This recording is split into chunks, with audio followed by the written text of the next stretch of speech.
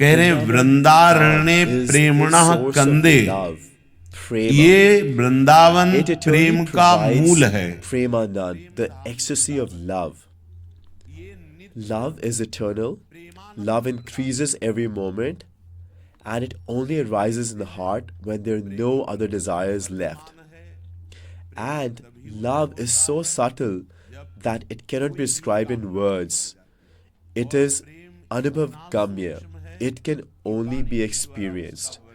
Once you get the association of great saints and purify their minds by the devotional service they have been provided by these saints, then in that heart love manifests.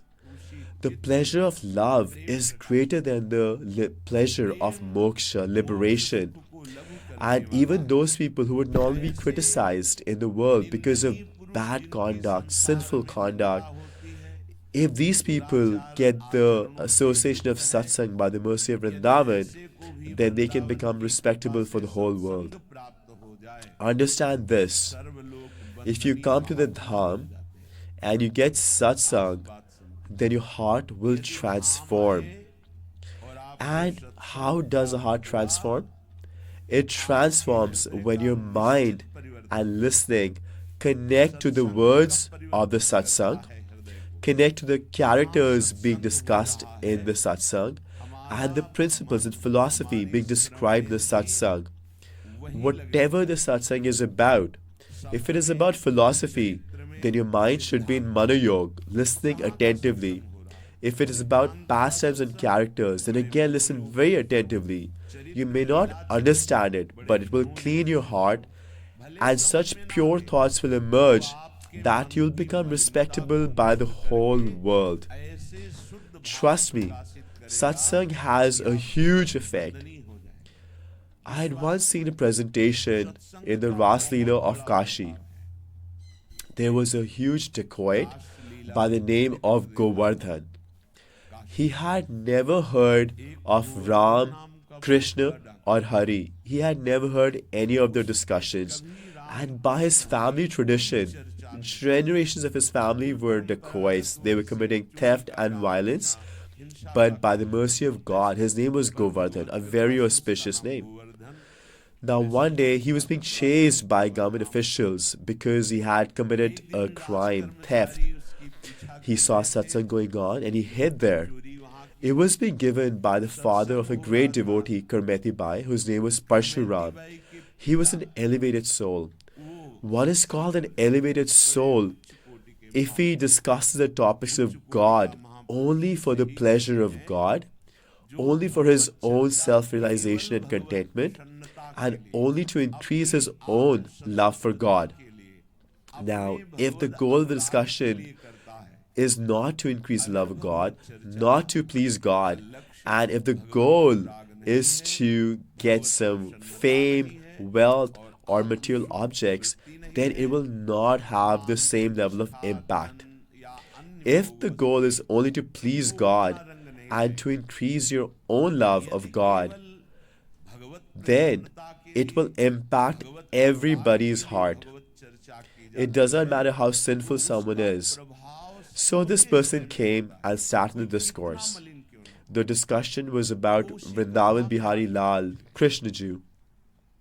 That today Lal Ji, Krishna, is getting decorated by Mother Yashoda because he's going to go herd the cows. And she's decorating him very beautifully. He's wearing a gold crown and a peacock feather on top of it. So a gold crown and then a peacock feather has been placed on top of it. Now he was a thief and he heard gold. He became very alert. And then he heard that this boy Krishna is only 10 years old and he has been given a stick which is made of gold too. He is wearing a waistband which is also made of gold. And he's wearing these armbands which are studded with many diamonds. He's wearing a necklace on his chest. And he thought, there's a child who's just 10 years old who's so wealthy. I'm wasting my time stealing here and there. If I loot him, I will become wealthy in one shot. It was a good thought. the one who can loot Govind, then who can be richer than him? Now this dacoit was very strong and an expert at stealing. When the discourse finished, he went to this embodiment of Vyasadev, the speaker of the discourse, whose name was Parshuram, and said, "Don't be afraid." Parshuram said, "Why should I be afraid?" He said, "Let me give you my introduction. I am the dacoit Govardhan." He says, "Very good. Your name is very nice. But what do you have to do for me?" He said, "Tell me the address of this wealthy kid that you were just talking about. I'm going to loot him." Parshuramji looked at him very affectionately and thought how merciful God is. God has showered His mercy on this jiva, this living entity. He said, "Oh, brother, doesn't matter how strong you are, you cannot steal from this boy, not even the biggest dacoits." He goes, "You don't know me. Once I decide that I will be successful in my goal." Parshuramji said, "There has been no one as strong who can steal from the person that I am talking about." He took out his knife immediately and said, "Don't make excuses. Write down his address." He says, "I'm a thief, but I'm very stubborn. And I vow in front of you that until I loot him, I will not eat or drink." Now Parshuramji was very pleased and thought how merciful God is. And he said, "Okay, listen. His name is Krishna and he herds cows in Vrindavan. Even though he looks like a 10-year-old, he is very clever and he cannot be fooled by anyone easily, and he won't be scared by you if you threaten him. But because you have firmly decided, I think you will be able to loot him. The cost for firmly deciding, then he'll be able to obtain Krishna. Then he's not difficult to attain." He said, "No, my determination is strong, but my memory is weak. I don't know if I'll remember his name. Tell me his name again." He said, "Okay, well, his simple name is Shyam Sundar." He said, "Shyam Sundar. Shyam Sundar in Vrindavan. Vrindavan's Shyam Sundar." This is how he was repeating. This became his bhajan. See the effect of satsang. He has decided to meet God. Unknowingly, he has taken a vow to see God in person. And he has even said that I will not even drink water. And so that I don't forget, I will keep repeating that he is in Vrindavan and his name is Shyam Sundar. Vrindavan's Shyam Sundar. So he is remembering Vrindavan, he is remembering Shyam Sundar, and because he doesn't want to forget, he is continuously repeating Vrindavan's Shyam Sundar. And when he was about to leave, Parshuramji said, "Oh brother, I'll tell you one last solution. If your cleverness doesn't work and your strength does not work, then I'll bring you something. At my house, I have this Makhan Mishri, this butter and sugar candy that is very dear to him. We offer it to him.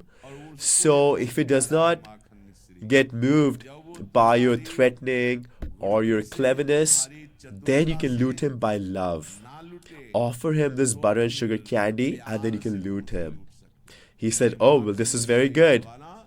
He kept the butter and sugar candy and he set off for Vrindavan on foot, constantly repeating Vrindavan Shyam Sundar, Vrindavan Shyam Sundar. Look at the mercy of God. He's chanting, he's remembering God's name and remembering God's Dham and just contemplating that he's wearing this kind of necklace, he's wearing these kinds of armbands, this kind of waist belt. I have to steal all of this. He's very pleased. He's not even drinking water. And when he reached Vrindavan, he's asking everybody, "Where is Shyam Sundar herding the cows?" And people thought he's a mad person, a crazy person. Krishna had come here in Dwapar Yuga ages ago. And now this is Kali Yuga. How will Krishna be doing his Leela now? So then he just thought himself, well, nobody's telling me So, but cows are herd in the forest. So I must go to the forest. So wherever in Braj he saw groups of trees and creepers and plants, he would go there. And you see the cows, but he would not see that boy that he had heard in the discourse. He could not see this cowherd boy. Now he was getting very anxious with hunger and thirst, but his determination to steal was strong, and he called out, Sham Sundar, oh Sham Sundar, with desperation and longing. And if you call out this way, then Krishna appears in just one call.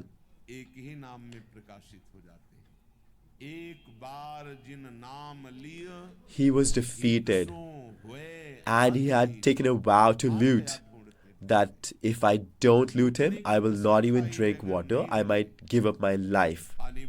When Krishna saw this level of surrender and that he is defeated and he's calling out with desperation and longing, then the view completely changed, and when his eyes opened, he saw divine cows.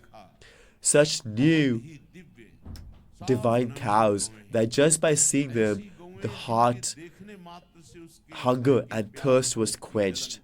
Because these cows are like the Vedas and the scriptures personified. And then you saw divine boys, Sakhas, friends of Krishna, who are all the same age of Krishna. Some are fair, some are dark, and in the midst of them, just as he had heard the Satsang, a little boy playing amongst them.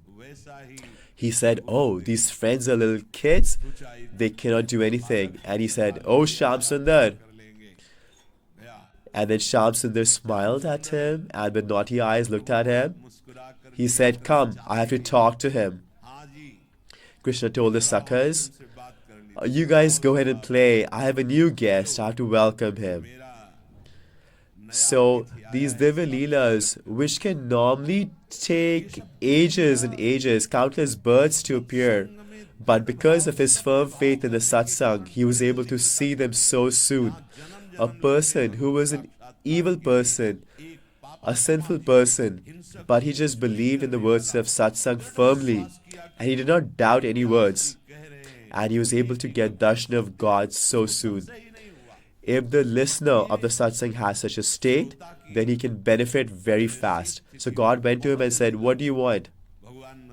He thought, well, this guy is a kid, but he is very fearless. He said, talk to me respectfully. You don't know my name. Thakurji said, what is your name? He said, my name is Govardhan. He said, listen to my name. My name is Govardhan Dhari, the lifter of Govardhan. It's a bigger name than yours. He says, don't waste time. Remove your crown.